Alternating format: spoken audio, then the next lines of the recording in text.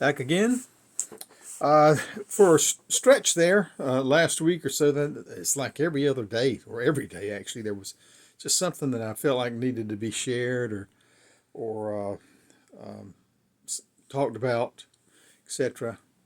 Um, Please like, share, um, comment, subscribe. Interestingly, I had a sort of surge there for really the views really shot up. I must have put something in the name of my videos that, or in the image of my videos that made people select them. If you're, you can follow me on X, so please follow me on X. Follow me on X and YouTube, so that the algorithm pick up and more people will be able to hear what you hear. Of course, if you think it's worth hearing. If you don't think it's worth hearing, it'll be me and you and probably nobody else. So, anyway, and I'm just a sad fellow just talking to a phone. Anyway, look, I saw this particular item was from like about a week or two ago, good week ago, and I saw an interview, a discussion with Kingston. Karen Kingston is a biotech analyst, a former Pfizer employee who is shares news about what's going on with the injections that millions of people received and the bioweapon that they experienced. Is from the information she shares, you come to that conclusion. It's hard not to. But you or somebody you know, somebody you love, people who were your friends and may not be anymore. I don't know. We've got such crazy, silly division in the world, in our country today. It doesn't even make sense. Today I was watching something on the news, and you had people singing "This Little Light of Mine," and then one of the verses was "We've got science on our side" or something. Anyway, that might not have been the verse, but that's what they were saying. And to be so ridiculous is to think that only you, all the scientists agree with you is just it's nonsensical. It's just nonsensical. There's a lot of views by all these hundreds of thousands and maybe millions of scientists, and to assume that they all are, that you have some that are intelligent scientists and the rest of them who don't agree with the intelligent scientists are just idiots. It's nonsensical. I share many times I've shared my experience of being in a math review class for college exam, and there was about a dozen of us in the class, and the professor, we came in on the weekends to for the class, and the guy who was teaching the class had us go. We were there. He said, "All right, everybody go up to the board and do your problem number 6." And so we all went up and worked out problem number 6 on the chalkboard. Y'all don't use chalkboards anymore, or they don't. Whatever you may not be, y'all. And lo and behold, not one of those problems were worked out the same way. Not one. A dozen people, 10, 12 people in a class. Not one person did the problem the same way. Now, if you're in elementary school or high school and you're doing a math problem, if you don't do it exactly the way the teacher has it for you to do, the book says to do it, then you've gotten it wrong, right? But the point is that we all came to the same conclusion. Just different people worked it a little bit differently. The way they put it on the board was a little bit differently, but we all came to the same conclusion. People think differently, so we have to give room to people who are providing us with information that we don't really want to hear sometimes, because hey, it's not presented in the way that we want to hear it or whatever, or it disagrees slightly with the angle that we're coming at life in, but it doesn't mean it's not valid. Just like the different people's math problems are just as valid as mine. Anyway, that was an aside, but it's sort of relative because I'm putting down below here this interview with Karen Kingston. Now, this woman is a smart. I've watched her multiple times and multiple. She knows her stuff. She's a very intelligent person. She is not a doctor, but she's a biotech analysis. She's smart. Okay, she reads all of this, all these reports, etc. And she goes through and she says, "Look, right there in their own documents," and she'll point out in the documents of the pharmaceutical companies, etc., where they're saying this is what's in this injection that we want to give people. Well, look, and it shouldn't surprise you. You sit there and just watch the news every night, and you're going to see, like Hunting does in pharmaceutical commercials, and at the bottom of them, they tell you how they're just about that you're going to be lucky if you live. You're right. You're going to get hives. You're going to have stomach problems. You're going to have your hair fall out. You're going to become infertile or whatever it is. And I was just listening to one tonight. I was just like, my goodness, why would anybody? I think it was for the shingles vaccine. Why would you take that? Your body is made to deal with these things. Treat your body well. That's what you got to do. Well, and we want to take a pill. See. Anyway, I'm getting off topic here. So, like, subscribe, share, comment. Please do all these things. Help other people hear what I have to say. Anyway, so some of the things that were pointed out in this discussion. In 1979, they got rid of the diagnosis code for vaccines to cause any disease or death. You understand that? In 1979, they got rid of the diagnostic code for vaccines to cause any disease or death. So what that means is that they stopped talking about vaccines having any impact on death or disease in 1979. It's not that they don't have an impact on death and disease. After all, you're putting that, in the bottom of the commercials, once again, they're telling you they're doing all kind of things to you potentially. If your body is not in good enough shape, if you have a particular, what do you call it, allergy, if you have, if your metabolism is a particular metabolism, a vaccine can tear you up, right? And it's one thing. See, they stopped keeping up with it. It's one thing when a vaccine hurts 1 in a million people, but when it hurts 50 in 100,000, they normally take that out. Historically, would take that off the market, right? So anyway, she's just going. These are things that were talked about in the 1960s. The crib death was introduced at the same time as the national campaign to promote vaccines. Crib death, 1960s. In the 1990s, crib death was introduced at the same time as the national campaign to promote vaccines for children, for babies. Now, back then, you were getting like 3, 4, 5 vaccines. Now they're getting like 20 or something. I mean, it's ridiculous what a kid gets. And not only that, the vaccines aren't just, they have multiple vaccines in a vaccine. That is, they'll have a vaccine that is supposed to be for a kid of a certain age, and they'll put two for different age groups. They'll put them all in one dose. All right. So our kids are just getting pumped with these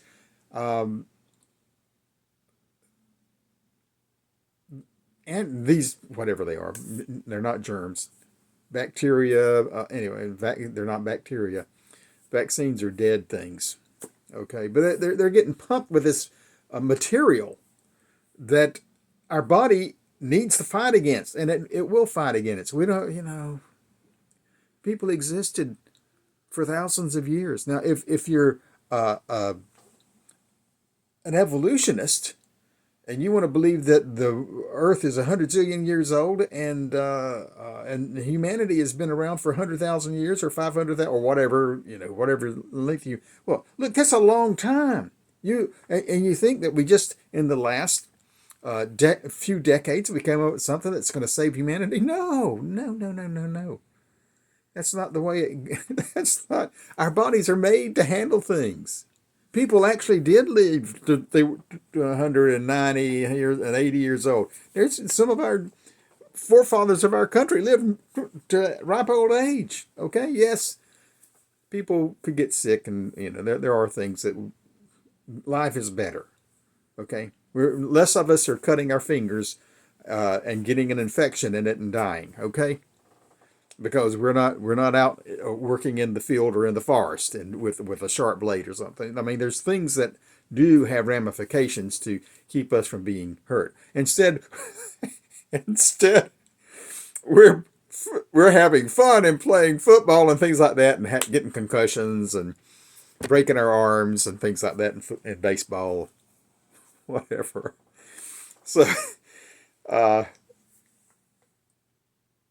But this isn't a miracle. They pretend it's a miracle. They pretend these drugs. Yes, yes, no. There are things that drugs do, medicine can do, that certainly in a short term can save people. Okay, no doubt about it. If your body is totally racked with some type of bacteria, and you take an antibiotic, and it knocks that bacteria out, then you have been saved. Now, it also killed all the good bacteria in your body. Don't forget that. All that good bacteria in your digestive tract got wiped out. So now you got to start, you're dealing with a different problem. All right? But for solving that particular problem at that particular moment, we have weapons, medical weapons to do that with. Crib death. Just an interesting coincidence, but not as interesting as this next coincidence.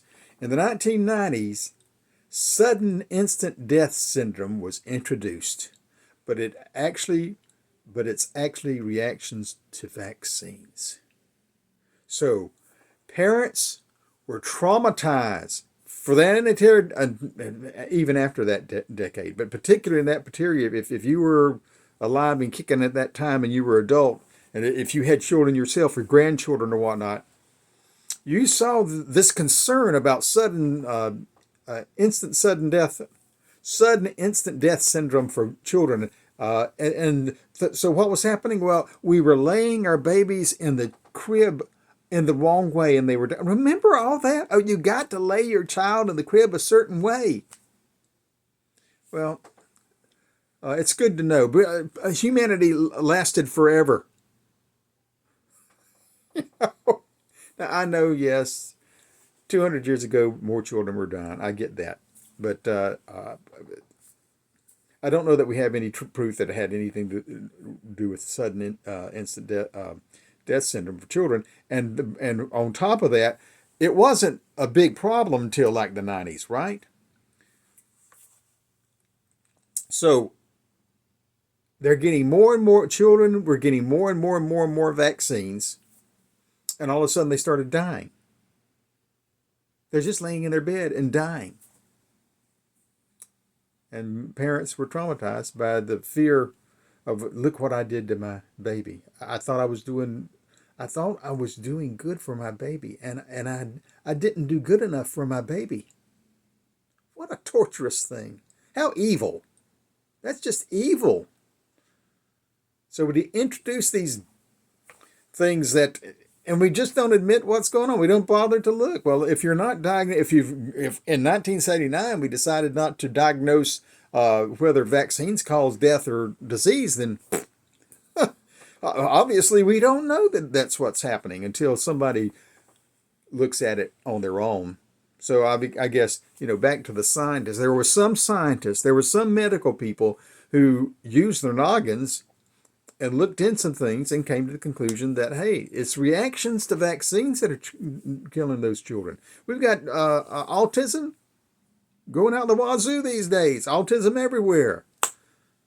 I was listening to a speech by Robert F. Kennedy Jr. the other day, and he was talking about, the comparison of how a few decades ago we hardly had any autism in children. Now it's, we got all 1 in 10 or something like that. I don't know exactly, but it's a huge number, huge ratio. So please listen to Karen Kingston. And now, the guy who interviews her, he gets pretty excited. He's been interviewing people now. I watched him for 5 years probably, and he's a nice man, but he gets really excited and aggravated because he's been talking to people who've been telling him things like Karen Keynes is telling him, and he said, "Why aren't they? Why don't we? Why doesn't everybody know this? What's wrong?" He's got a point. If you think you've been lied to, and you think that everything that you're hearing is a lie from the institutional sources, or at least 20%, 10% of it is lies, 5%.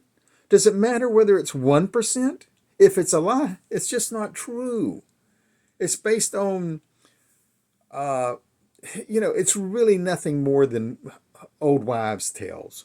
You know what I'm saying? I mean, that's why we talk about things that our ideas that our grandparents or people in previous decades and centuries had. That their ideas about that, they're just old wives' tales. They're not based on anything. Well, it's like most things. Most things are based on something. It's based on the interpretation of something, and then many things are good, valid things that just become traditional ideas that nobody has a memory of where it comes from. Okay, and that's the unfortunate thing. See, that's how we can. That's how the elite, the snobbish people who, and you can call me one of those from time to time.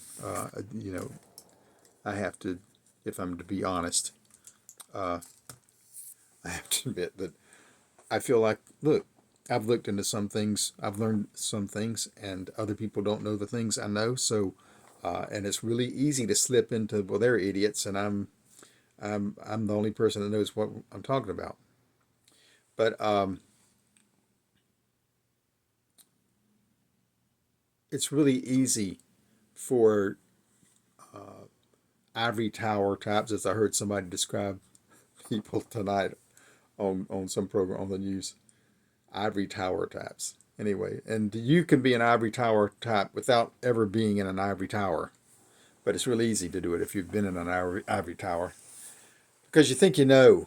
You've got all your book knowledge, and what you don't realize is the level of propaganda and what you read, the level of worldview that is pushed at you. You just don't know it. You just assume these people are telling me the truth. Now, and I'm sure I've said this sometime before, but I just have to tell you, at one point I was very active in the environmental sustainability activities in this region of the country. I was very active, and in fact, because of my activity in it, I ended up teaching a adjunct class in green infrastructure at a local college. So, I was the ivory tower. And what I found is I was also active in a local environmental group. And one of the things I did is I got programs for our monthly meetings. And I would get, I'm trying to educate people to know what I know, or have the insights that I have. And I also was trying to learn myself. And what I found as time went by is I'd bring in these speakers, and they'd give us a presentation about how the global warming or whatever the issue was, and or plastics in the environment, or etc. Whatever the topic was, and then I would, because knew a good bit myself and there were holes to my knowledge, I'm going to ask a question that maybe the average person isn't asking. Not that I'm any better than anybody. I just have a desire to know. Okay, I ask questions. How do we know that what you're saying? How do we know about when the ice age happened and what happened in the ice age and yada yada yada? How do we know that? And what I found is that, for example, and what I found is time after time after time, and then I'd follow up. I mean, I didn't just, they might sort of hem and haw about the answer in the, or just give me an answer like, well, we know that X, Y, Z, and I'm going, well, I hear you saying, and I'm not going to embarrass the person in the meeting, trying to be respectful, I'm not being antagonistic. I'm supporting them. Actually, that's why I brought them in. And as time goes, but afterwards, I stay after it. I send them emails, phone them, etc. And what I find is there's no science behind what these people are saying. No valid science. There's some report from a UN group or something. I mean, they are scientists who report all kind of stuff.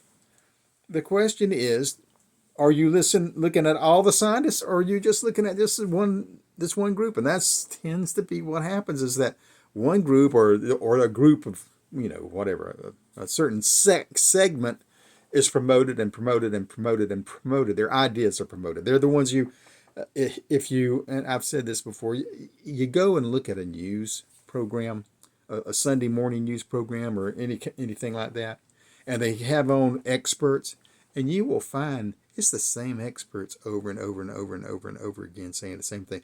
People you've been seeing for the last 10 or 20 years are the people they bring in to give you their expert opinion.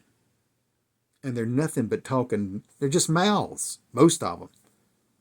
They're some TV show person. They're not in a lab doing any research themselves. They're just somebody who's, according to the Journal of American Medical Association, blah, blah, blah. Well, look here, there's all kind of other stuff out there besides, and also you can have all kind of stuff even in that journal. But there's other journals to look at. There's other researchers sharing other ideas. But you're just hearing the same stuff over and over and over again. So I've gone on long enough. Please like. No, I need to get feedback, and the only way I can get feedback is by seeing likes or even views. If things, I had a big spike there with Joe Rogan. That was a huge spike. And I think that was largely people seeing Joe Rogan and going, oh, that must be Joe Rogan. And they got on there and just saw this old fool talking, right? But if you don't think I'm a fool, if you think I'd share some valid insights, some valid considerations, then please like and share. Sharing is important. I spent a long time over the last years putting together memes, just memes, just a one-shot kind of thing that some people like. I never see them shared with anywhere, so all of that is just, to me, really and maybe what I'm doing here is just a practice in futility. But so it's important for me to know that you're getting something out of it, and so thumbs ups, certainly sharing, a comment is great, like amen, whatever.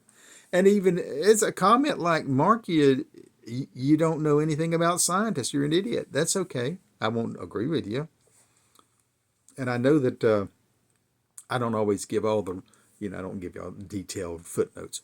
I think footnotes are important. If I'm doing a report, I'll gladly put footnotes in it. But I'm just sitting here having a conversation with you right now. And my point of the conversation is to give you something to think about. You can go on the internet. You can buy books. You can do your own research yourself, but I'm sharing you stuff. I'm an old man now, and I've been sat in a lot of college classes and taught college classes and et cetera, et cetera, et cetera. And so I know something just from experience if I didn't never cracked a book. And I share that with folks. So if you're not bored to death by now and then already gone, I appreciate you hanging in here this long.